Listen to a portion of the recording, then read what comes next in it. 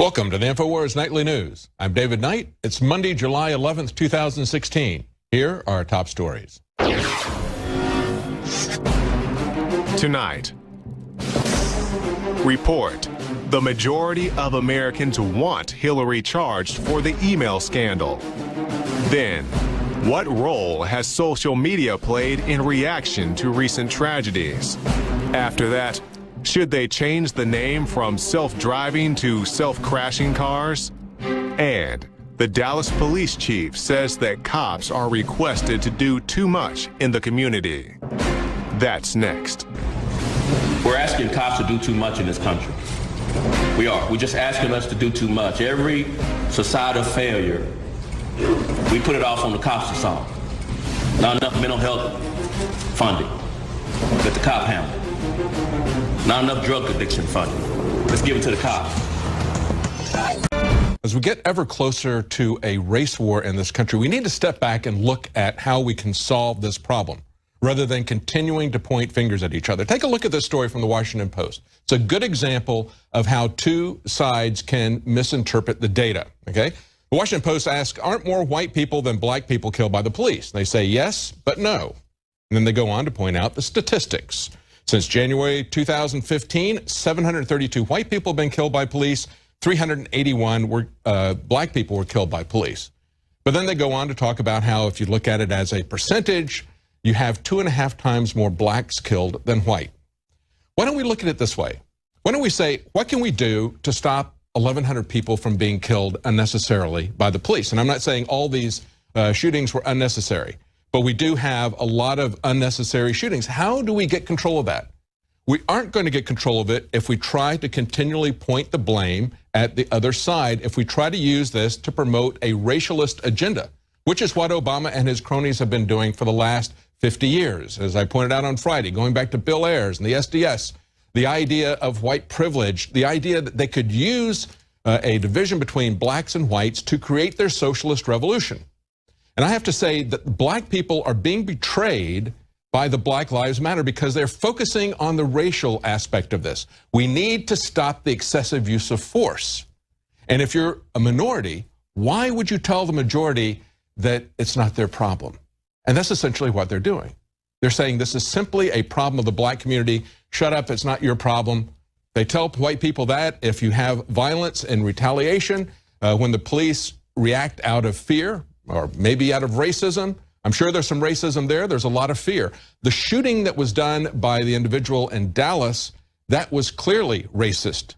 Okay, so we need to understand where this is going, and we need to look at what we can do to pull this together. Meanwhile, we've got the solution that is being offered by Obama and the people who want a revolution in this country, saying we have to centralize control of our police force. Understand that the worst thing we can do in this country is to continually centralize power in Washington. You should understand that in multiple ways by now. But if you try to centralize this kind of power, that is the worst kind of centralization.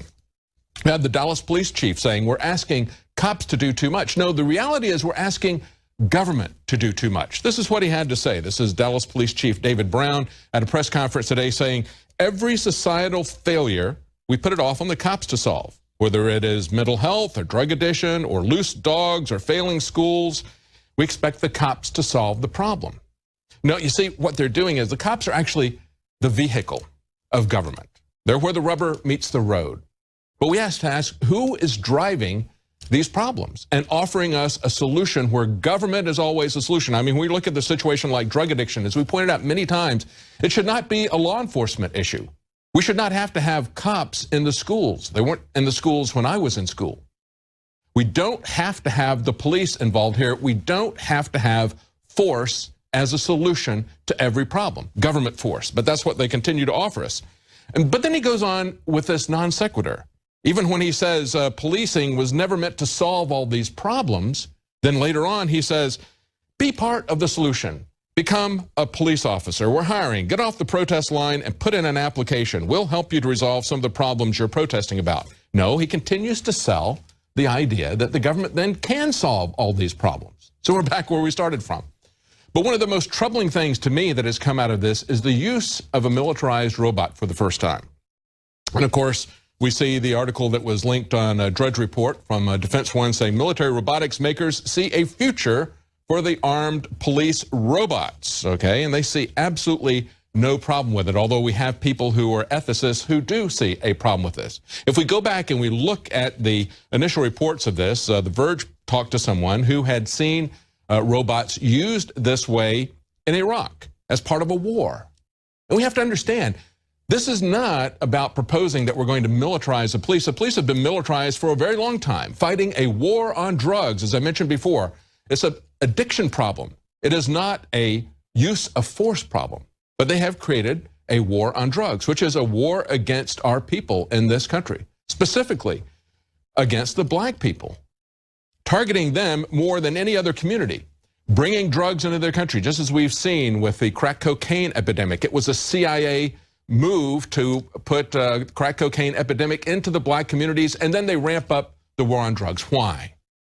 Because it is really about making money for the military industrial complex. It's about accruing even more power to the government because we continually ask them to solve the problems. Earlier today, the Drudge Report had this picture up about the militarized robot, and Matt Drudge tweeted out, he said, "What race is a police robot killer?" And I tweeted back and I said, well, it's an arms race is what it is. It's really like Ed 209. Remember the Ed 209 robot from RoboCop? Please put down your weapon. You have 20 seconds to comply. You now have 15 seconds to comply. You are in direct violation of Penal Code 113, Section 9. You now have 5 seconds to comply. 4, 3, 2. Now what you saw there with Ed 209 was an autonomous killer robot. And what we had happen in Dallas was a robot under the control of the police. And they decided that they would not subdue the subject with gas, but that they would kill him with a bomb. But understand that the days of autonomous killer robots are coming very quickly. Earlier in the week, we had a story on Drudge Report about how killer robots are being programmed to hunt down prey as a group. Okay, there's a story right there, and they say one day this could be a very important skill for robots across the world. Because you understand, when we have these DARPA challenges with the robots, they tell us, well, we need to be able to have these robots go in dangerous places like Fukushima where they can shut it down. That's not what they're for. And they are not going to use robots to hunt down antelope. They're going to use them to hunt down people. Let's look at where this is really headed. We've got a story up on INFOWARS today from the Ron Paul Institute. In Dallas, the drone wars just came home. And they point out after hours of what police claimed were fruitless negotiations with Johnson, a weaponized robot was sent to where he was hiding and blown up, taking him along with it.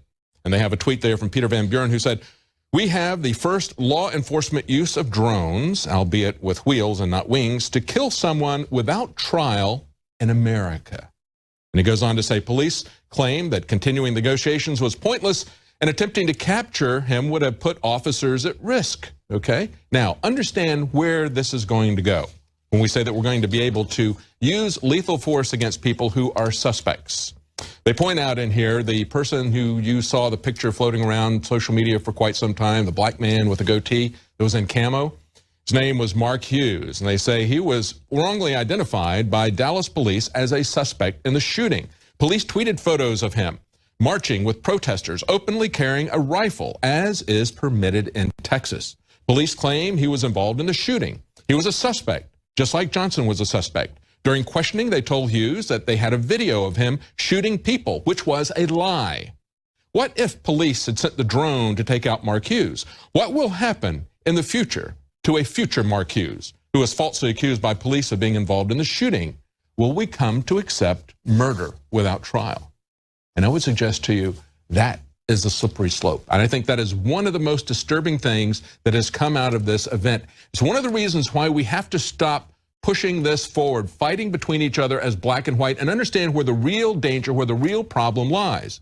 We have to get control of the police. That control has to be local, not federal, not distant from us. We have to understand that. Now, on RT, they point out that the Dallas sniper shootings were put on the spotlight in open carry gun laws here in Texas. They say that both the mayor and the police chief mocked the idea that we have open carry here in Texas. This is what the police chief said. He said, it doesn't make sense to us, but that's their right in Texas. That's Police Chief Brown. He said, for our officers, they were suspects, and I support that belief. He said, they are suspects until we eliminate that, or in the future, until they eliminate them. That's the true danger. That's where we're headed with this militarization of the police. Think about SWAT teams, how we now have about 80,000 SWAT raids a year in this country because of the war on drugs. But of course, it's going to get much worse. And in many of those cases, innocent people are injured or killed when they go to the wrong location.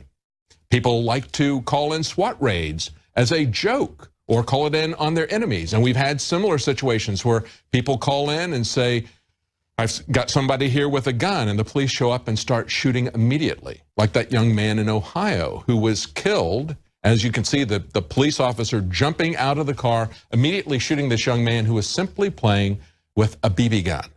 We have to understand what the real problem is, and we're not going to go down this road of a federalized, militarized police. We have to understand that and push back against that. Meanwhile, we look at Hillary Clinton, we see that a majority now disapprove of her not being charged. This is a poll done by ABC News and Washington Post. Now, remember, these are the same people that a couple of weeks ago put out a poll showing Hillary Clinton winning by 12 points over Donald Trump. And then if you look at the details, you see that they had 12% more Democrats than they did Republicans. But in this poll, they say 56% disapprove of the fact that the FBI director recommended not to charge Clinton, while only 35% did approve. And when I look at this, I hope that is the case this time. I hope they have gone through and heavily skewed this towards Democrats who are so blindly loyal to party that they can't see the principle involved, because I have a hard time believing that only 56% of the people would look at this situation as he laid it out, look at the felonies that he listed there, look at the fact that he laid out how extremely careless and grossly negligent, he didn't use the word grossly negligent, but he did say it was extremely careless, and it's the same thing, and then say he's not going to charge us after saying that the religion of the state, national security, was violated in the worst way. Meanwhile, we see that Hillary Clinton's aides may lose their security clearance. Who are they going to throw under the bus in order to save Hillary Clinton? They're saying pressure is growing on the State Department to revoke the security clearances of several of Hillary's closest aides. The move could force her to make an uncomfortable choice to either abandon longtime advisors or face another political maelstrom by overriding White House Security Agency. Now, of course, they did that once before with Sandy Berger. And interestingly enough, as we pointed out last week, both Loretta Lynch and Comey were part of that process in making sure that Sandy Berger, or as I call him, Sandy Burglar, who went in the National Archives, stuffed incriminating documents into his pants, took them out and destroyed them. Of course, somebody who had worked for the Clintons and the security apparatus that they had at the time. He got away with nothing, okay? No punishment for Sandy the burglar. Speaker Paul Ryan has demanded that Clinton be denied clearance to receive national security briefings usually given to presidential nominees to prepare them for taking over the nation's highest office. Others called out Clinton's aides by name, demanding that any active privileges they may hold be immediately revoked. Isn't this interesting? First time that we've had a situation where the security violations of the person running for president, one of the two people likely to become president, has so grossly violated all the national security regimes that they're calling for her security clearance to be revoked. And it should be, and it was, for Bill Clinton's director of CIA after he did exactly the same thing that Hillary Clinton did. John Deutsch had his security clearance revoked. Now, in other news, we have a third Tesla crash that happened over the weekend. This is the third time we've had autopilot involved in a crash. This was in Montana. They say this is an area where they did not have a center line. That is a condition that is supposed to be there for Tesla's so-called autopilot. But then the question is, did it disengage on the fly? As they point out in Road and Track, did it disengage on the fly due to lack of visual data? It's also possible the driver wasn't paying attention when the car disengaged, wasn't able to react quickly enough. See, that's the issue. What do you do when it can't find its way and it just gives up? Do you have enough time to wake up from your nap, to stop watching the movie that you're watching, to stop tweeting on Twitter before you crash and go off the road? Perhaps not.